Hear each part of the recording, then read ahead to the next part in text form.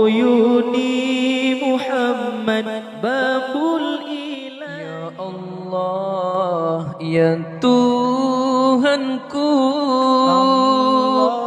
hamba-Mu merindukan rahmat kasih sayang-Mu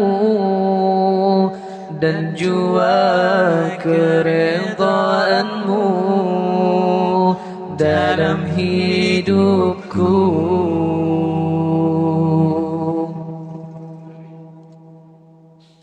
Meskipun ku ulangi dosa noda yang menjanjikan azab sengsara, namun ku sadari keampunan-Mu tidak bertepi. Ku akui diri ini hamba yang mungkir pada janji-janji. Jadikanlah taubat ini yang sejati padamu ilahi. Ya Allah, ampunkanlah dosa-dosaku. Ya Allah, redakanlah kehidupanku. Moga terhapus penghijab kalbu antara kau dan aku.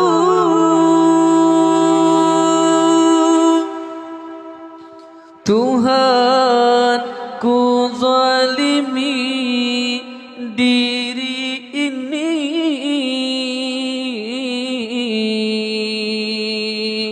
Andai kau tak ampuni dan rahmati, alangkah ruginya diri.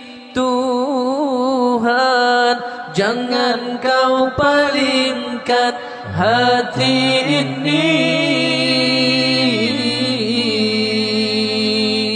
Setelah kau beri hidayah, sesungguhnya kau maha pengasih.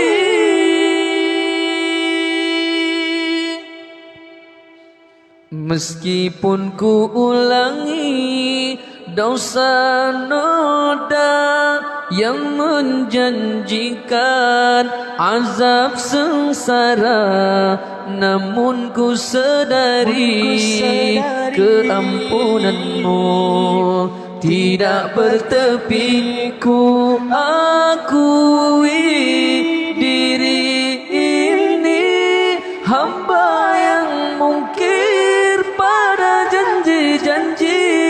Jadikanlah taubat ini yang sejati padamu ilahi. Ya Allah, ampunkanlah dosa-dosaku. Ya Allah, redakanlah kehidupanku. Moga terhapus penghijab kalbu antara kau dan aku.